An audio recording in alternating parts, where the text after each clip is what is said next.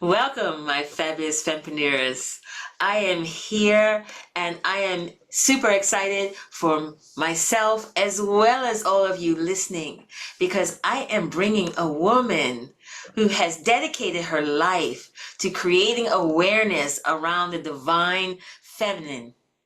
Mm. Not only that, but she is a somatic sexologist and she teaches us how spirit and body can combine together to give us a higher level of pleasure and self-love. Mm. So, without further ado, welcome Lorna Gale. Thank you for Oh, joining us. it's wonderful to be here, Odiva. Thank you so much for the joy and pleasure of being here with you and our listening audience today. And I just want to ask you to go a little deeper for us that might or might not know what does it mean somatic? Mm. That's a great question, and there are certainly it's a word that's being more commonly heard. Mm, Soma means of the body, mm, and so it's about the wisdom that's in the body, learning through the body, the experience of and through the body. So in my work as a somatic sexologist, it's looking at how do we learn and experience our sexuality directly through our body. Now, for some people, that means, well, of course, what am I doing? That's, anytime there's a sexuality piece, it does involve the body. I take in my work, it's very much more than just this act of sex. It's really about our whole essence about sexuality. It's looking at, um, I'm going to back up just a little bit. 15 years ago, when I had my midlife sexual awakening, there was a quote that I became aware of very soon after that has really been pivotal for my own journey as well as what I teach. That's the quote by Audre Lorde. She says, "We tend to think of the erotic as a quick, tantalizing sexual arousal. I speak of the erotic as that deepest life force energy that moves us in a fundamental way."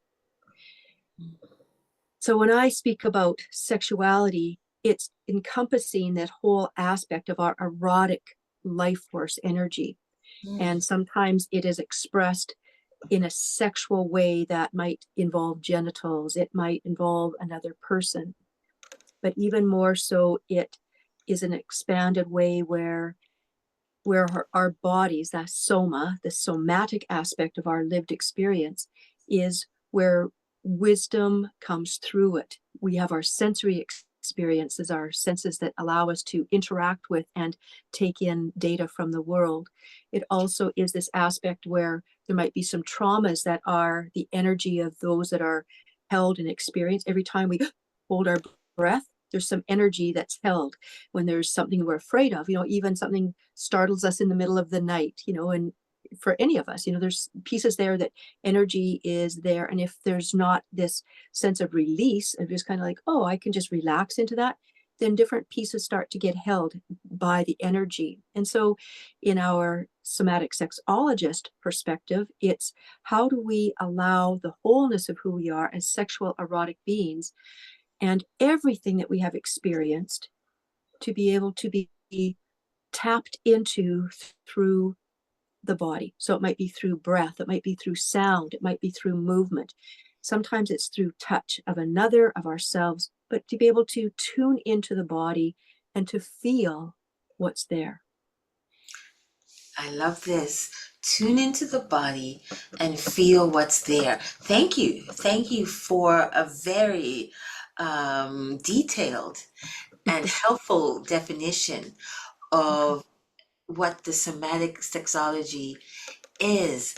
And I think it's such a beautiful thing that we are moving into awareness of it not just being this act, this, timed act where there is one goal of possibly orgasm to where it's this sensual experience of life. Exactly. I, That's that my I love how you understanding. phrase that. That's beautiful. Yes. Yeah, yeah. So it's like And you talked about breath. It's like we have this life force within us, and for some reason we've been taught to deny it Mhm. or shut it down. And then we wonder why the other things of life that make us happy are being blocked. Mhm. Tell us, Mhm. how did you get started in this work? Through my own lived experience, as I mentioned earlier, this aspect of my midlife sexual awakening. Going back a bit, I was raised in a Christian home, and this aspect of save yourself for marriage, and sex belongs in a certain container, and one-on-one experience. And at that time, I just took that to be the way it was. And so from there, it didn't even enter my mind to explore my own sexuality. And Mm. so when I got married at the age of 18 to this beautiful man, there was sort of this sense of, oh, okay, it's going to be all magically, oh, there it is, everything fit into place, literally and figuratively. And there's going to be this, oh, of course, this is just this natural thing, when that's not the case. And I have a feeling that it's probably that way for a lot of women. And it wasn't until, I would say, decades later, Odiva, that I recognized that statement of save yourself for marriage. It wasn't just a matter of, oh, wait till I'm married. But I took it in at a level that meant, if that's the case, then my body isn't mine, my sexuality isn't mine. It's for the husband, it's for the marriage. And so that's where exploring myself was not only not exploring my own body, but I was a good girl. And that's an energy that a lot of us carry, that I wasn't with anybody else. I was a virgin when I was married at the age of 18. And, there I was, strictly into that piece. And even I remember one time going to a movie with my husband, that I got quite aroused seeing, a couple on the movie screen kissing, and a natural response. And yet, because of my teachings and how I had taken that in, I thought, oh, I got turned on by something that wasn't between my husband and I. So I remember telling my husband, we're not going to have sex tonight. And if ever I get turned on with something that didn't happen just between you and I, we're not having sex. And I didn't realize at the time, of course, how much, like you mentioned, Odiva, how much we get shut down and things are repressed. And it wasn't until I remember, as we would make love, there was this, and I have a feeling that there are so many people, so many women that can really relate to this in a sexual experience. There's this trajectory, right, that we're familiar with in the male trajectory: build, build, build, build, and release. And for me, it was build, build, build, build, nothing. Oh. And each time build, build, build, build, build, nothing. And so this sense of, well, okay, I lost it along the way. My husband was, he went and researched, and he said, it seems like you, like the majority of women, and this was again 40 years ago, you, like the majority of women, are non-orgasmic. Can you be happy with what you can experience? And I guess that's my lot in life. But night after night, as he would fall asleep, there would be this sense of, like, I would feel the energy building in my body. And I didn't have this sense of, oh, I will, I'll fake orgasm so that he feels good. It was just kind of like, no, he was pleased and satisfied and in refractory period. And for me, it was just these tears running down my face, because I knew there was so much more, but I didn't know what it was, and I didn't know how to access it. So I just thought that was my lot in life. And each time I wonder. And 5 years into our marriage, she said, why don't you, and these are words that have become so important in in my practice with people as I work with them. And I'm going to share a little bit more about that as we go. But he said, why don't you find out what makes you feel good so you can tell Mm. me? Wow. And I thought, wow, that's amazing. But Yeah. I didn't know, and I had no idea where to start. So I just put things on the shelf until my girls were at the home, and then that's where I started my journey of exploring. I took some courses, I took some trainings, I went to a retreat, sat in a circle of women talking about our sexual stories, about what brings us to this time, our relationship to our genitals, to that womb space. And for the first time ever, to be able to acknowledge I am a sexual erotic being. And then from Interesting. there, Yeah. yeah. And then And from there, I took, mhm. I find it interesting that you said you waited until your daughters left the Oh, house. You mhm. you you had, it sounds like there's so much fear around it. It had to be between you, it had to be between your husband, Yeah. it had to be almost about him. You did not realize that there was a part of you. But in a way you did at night when you were crying. You realized there Mhm. was a part of you that was missing and you weren't connecting Mhm. with it. Mhm. Mhm. And it's hard to hear that because I guess the way that women have been kind of trained as good girls, you don't get to realize that there's more to you. There's a Mhm. connection to be made. Mhm. How did you find that connection? Mhm. Great experience. And it ended up being this total 180 degree. And here's how it happened. As I took those courses and those trainings, and to be able to acknowledge this, a couple Mm, of different things happened. I was teaching after teaching in the school system for almost a decade. I went on to teach energy work, and in one of the courses I was facilitating, I was a roommate with one of my students, and she had her doctorate in human sexuality. And I always say everything is always in perfect time and place. Those people that you need.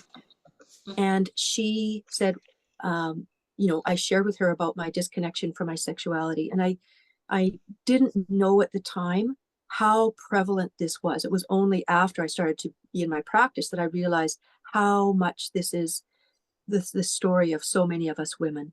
mm. And so I told her how disconnected I was.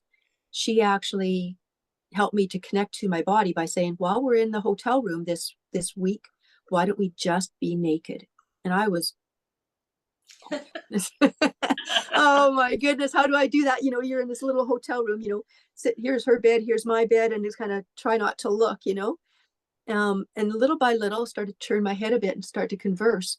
And within a few hours, I could walk around the room and talk. It became a little bit more natural, a little bit more comfortable, Mhm. to the point where on the fourth day, I had my hand on the doorknob to go and teach my class. And I realized, oh, I have to put clothes on. so, so that became a role. And then I actually hired her as a masturbation coach, Okay. a masturbation coach. And at the age of 42, I had my first orgasm. And to be able to say, wow, this is what my body can feel. Mm, And so that just, from there, it began this journey to, it was time to really start to explore. And in my explorations, I encountered a program called Sexological Bodywork. And its first training was to do a meditation for at least 7 days, up to a month, but at least 7 days for a half hour each day. And to choose, and I chose the mirror meditation. Mirrors have been played a really important role. Somehow that reflection of things mm, seems to, sometimes you kind of think it's such a clear reflection, which is real and which is the reflection. And so I chose the mirror meditation, and I took off my clothes and I sat, leaned against my bed, propped up the full length mirror on it, against a chair in front of me. And here I was supposed to be in this orgasmic, state. And I'm thinking, oh, that was so far from my experience. Is what came up was like, this is gross and disgusting, and the shame and the self-loathing, yeah. all of those layers start to come up. And it Mhm, even took me to existential shame, the shame that I even existed. And mm, as the tears streamed down my face, to be able to, I had no idea that that was within me. But mhm. as I let that all come up and could be seen and could be acknowledged, it was like it washed away. And then it was like, this is so pure. This isn't wrong and bad and dirty and shameful like we've been taught. This is so pure, so good, so right. And that's where I said it was this instantaneous 180-degree change where from being grossed out at seeing a young couple kissing at Dairy Queen to being able to freely talk about sexuality, where I saw life as erotic. It became this natural thing to take my teaching now into the sexual erotic realm of things and take the training and then go on to teach other people how to support being connected to their bodies, to their sexuality, to tap into, to feel alive, to allow that erotic energy to build. How can it be fueling everything that's in life and recognized as a part of all of life? And that's the gift that I get to bring forward into the world, is that journey that I've been on, to be able to say, women, it's all here within our bodies. We don't have to look outside for permission, for pleasure, for partner. It's all here within us. And so to be able to now take our hands and let our hands touch and feel and be a part of our own bodies, connected to our own bodies, our own sexuality, what can we feel? What wisdom flows through us? Okay, okay. And Mhm. you bring such great energy. And when you talked about this existential experience where you allowed yourself not to suppress, but to Mhm.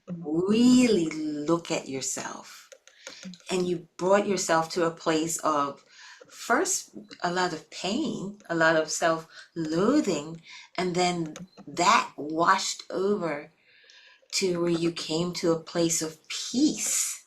Yeah. That is something I've never heard anyone talk about before. Mhm. Because when we start talking about self-love, that's another way of sometimes we suppress because we don't always have positive thoughts about ourselves, No, and no.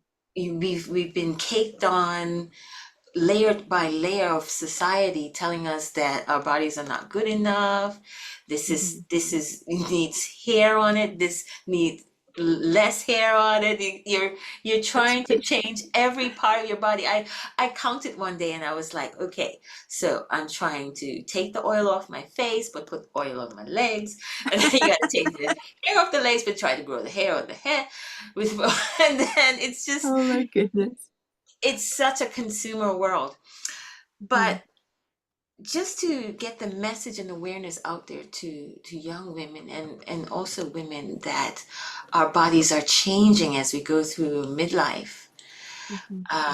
I wouldn't say midlife crisis, but midlife awakening. Yeah. That it's okay to go through that journey and come out on the other side of true, authentic self-love. Mhm. That's amazing. And I also want to go back to what your husband said, which is a very great piece of wisdom. He said, find out what makes you feel good. Is that the right words that you Mhm. said? Yeah. Yeah. And there was actually two parts to that. Those exact words that you've just said. And the second piece was, so you can tell me. Mm. And that's where each piece of those has its own power in it, and put it together, it's even more powerful. Because number one, it's find out what makes you feel good. That means, yeah, tap into myself, explore, instead of this idea of, oh, somebody's supposed to give me pleasure. It's kind of like, no, explore, touch my own body. If I'm with somebody else, include them in this exploration. And then the second, and again, when I talk about the wisdom of the body, it's Mhm. sometimes, so I have one of my programs that I have that I take women through. It's called PEP, Personal Erotic Practice.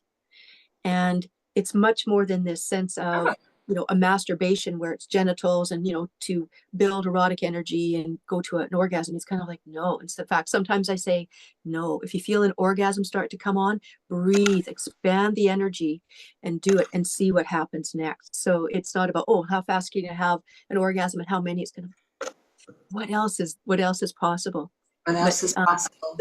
yeah, so the personal erotic practice is where I take women through this piece of, and through breath, sound, and movement that I talked about earlier, and various other pieces, including consent, coming back to reclaiming what does consent feel like in our bodies, and but then taking them through this so that they can tap into their own bodies. So find out what makes you feel good so that you can tell me. And I think that's a big part of this spiritual and spiritual awakening that's happening, this women's empowerment, the arising of the feminine. It also then recognizes that the males or the masculine plays a really important part in this. When I Yeah. spoke earlier about the mirror, not only my mirror experience, but I've come to experience life as a mirror. So right as we've lived it, it's as if, the feminine or women are down here and masculine or males are up here. When we look in a mirror, and I think, how many of us this morning looked in a mirror, today looked in a mirror, right? For our hair, our clothes, our teeth, our makeup, whatever it is, just to admire, and those various pieces that come up and, all the thoughts that come up as we look in a mirror.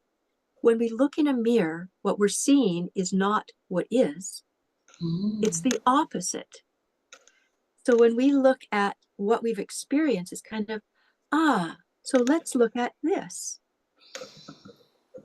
And it's actually the feminine in its place, not in a hierarchy, but bringing it into a place of initiation and that leadership, if you will, that Oh, we just cut out a little bit. You- yeah, Um, sorry, an alarm just came in. So it's okay. arising the feminine energy here in the masculine. And in my work, what women come to me primarily for is to be connected with their bodies and their sexuality. Men arrive to me because they want to be the best that they can be for their girlfriend, for their wife, for their partner. And Yes. so this aspect of find out what makes you feel good so you can tell them. And it's not even if you don't have a partner, it's find out what makes you feel good physically, emotionally, energetically. Find that pleasure, because that's where the masculine comes into place in support of that. And Wow. we've experienced the opposite, where it's this, this trying to protect and try to defend, and as if there's danger and stuff like that. And that's been a lived experience for so many in so many levels. So But much when we fear. Yeah. yeah.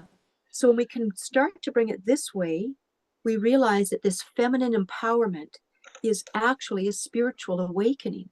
It's an awakening to the true power of women, to the true potency of feminine sexuality, and to the spiritual level, if you will, of their leadership in the human experience, as well as in this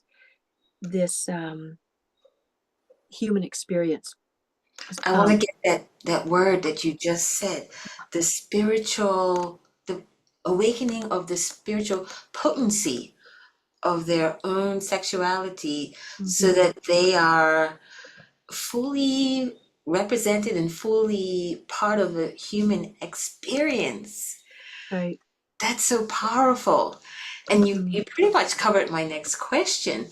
You work with men and women Mhm. and couples, I assume, as well. Yes. How does it work with the couple that have been doing the same routine for Mhm. so long? Yeah. They know they need help getting past that, getting to the Mhm. next level, Mhm. but maybe there's a little bit of fear or blame or shame that Mhm. could happen. How do they approach you? Mm. Well, it varies. There have been some couples, and I'm thinking of just the most recent ones. There was a couple that I worked with that they'd been married for over 35 years, and they were wanting to explore some different aspects of in fact in the BDSM, the restraint piece. They wanted to explore some of the rope work, that feeling of being restrained and held in that place of loving support. And with all of my people, I always start with a place of consent. Number one, not only that we're having consent between when I invite them to, okay, touch one another or to explore things, that they are feeling empowered in what they're choosing to do. But more than that, it goes back into reclaiming their voices and their choices and finding out what does consent feel like in their bodies. So I start with what I call the touch of consent, and it's really looking at taking apart, and I'm thinking also I have another session tomorrow night with another couple that they also been married for over 30 years, and they have been really struggling because for the last 8 years, due to different personal situations, their intimacy was not there, and it felt like it was going to be, they didn't want to be continuing on that path. And so Right. where do we start? And I started them both at the same place, both couples at the same place.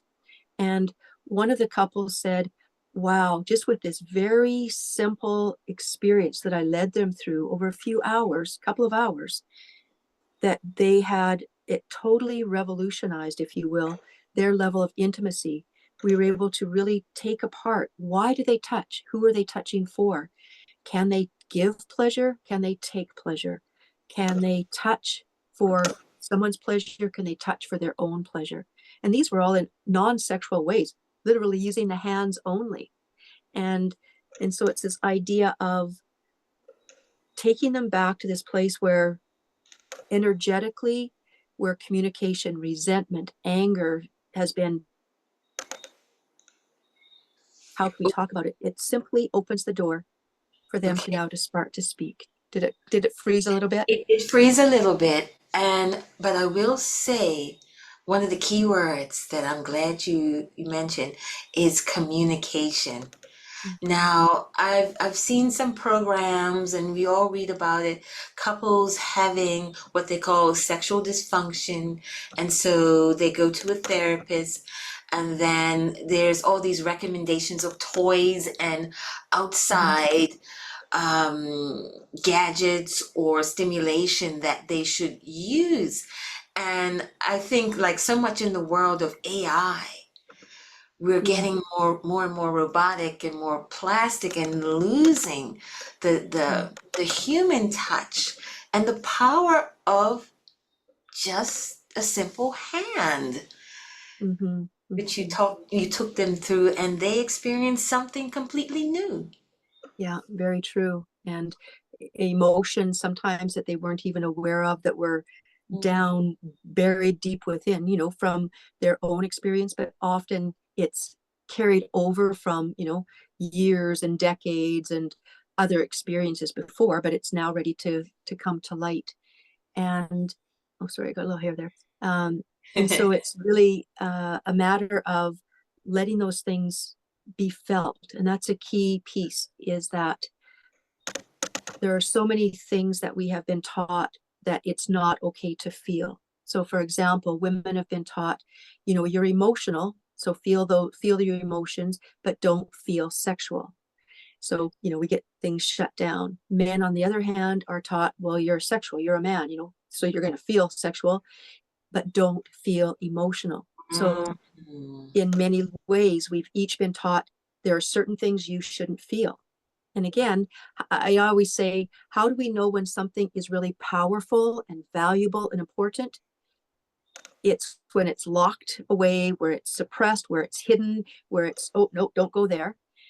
And so we kind of like, oh, that means, so using that model, that the fact that women's sexuality has been suppressed and repressed and shunned and shamed and demonized, and men's emotions have been, oh, it's, don't be a wussy, and oh, don't you throw like a girl, and what are you, a little girl type thing. And so the part of us that is that sexual part, and as you said, Odiva, we come from sex, so why would we demonize that very expression of us? Okay, And if I want to our just gift, one repeat of the that. gifts of being human is to feel, then I why want to would it be not okay for the males to feel? I want to repeat that because you were fading in a little bit, but it's so important to repeat. Why would you demonize that gift of feeling what you feel and being who you are? And it's just opened my eyes as well. So much awareness around how men suffer by being shut down. And they're putting this role of the taker. So the good sex for them means that they get more than they give. And it's a lie because giving gives back. Mm-hmm. Mm-hmm. And then So women true. are supposed And to feel like they've been taken from. mm-hmm, mm-hmm, And that's a hard that's burden to right. carry. It is. As we start to really bring this into what I call righting the ship, if you will, in this changing of the tides, we're rising, bringing it up this way. And it is if we look at the yin of yin and yang, we often think, yin is feminine, yang is masculine. There's Mm, actually yin and yang in the feminine and yin and that's yang in the right. masculine. That's And right. so to be able to allow, that yin creative flow, nurturing part of the feminine, and the yang feminine is that destroyer, Kali the destroyer, Mm, destructiveness. yeah. And to be able to allow that, no, it's time for change, or no, we're looking for justice, no more of this. So that's allowing for that part of us as the feminine. And then in the masculine, we think of, the masculine yang is to act, to do that whole piece. We Okay. forget, or not even aware of, that the yin masculine is like and my former husband, and You again, the cut role out that he you played. cut out a little uh, bit there, okay, unfortunately. okay, But okay. you dropped some really good gold nuggets, and one of the things I want to emphasize is that the yin cannot exist without the yang, and the No. yang cannot exist without the yin. And one of the things, if you've ever seen the Korean flag, it's that circle with that dot in the white and the white dot in the black, and they just Right. continue on and on to balance each other. Mm-hmm, mm-hmm. So I'm going to have to bring you back again when the Yeah. internet is not exploding because we're just giving it so much energy. It's like, I can't handle this. Right. And I'm excited to bring you back and probably even have you show us a technique or two. I'd love to. I would love that, Odiva. Yes, Okay. thank you. And I hope that things that we've shared and talked about today will be enough for women to know that number one is there is another way, and anything that they've experienced that is this sense of playing small, staying quiet, Mm, shutting any part of them down um, is actually an invitation to say, come on home, come and reclaim the power that's there so that you can rise into your glory and your wholeness. yes. I love that hand gesture you just did. Mm, Rise. And I know that you have on your homepage Reclaiming Eden. yeah. So I am already excited to welcome Mm, you back again so we can talk about this more in the mm, future and go deeper. that's Thank you great. so much, Lorna. You're welcome. And thank you so much, Odiva, for the privilege and joy of being here. Thank you.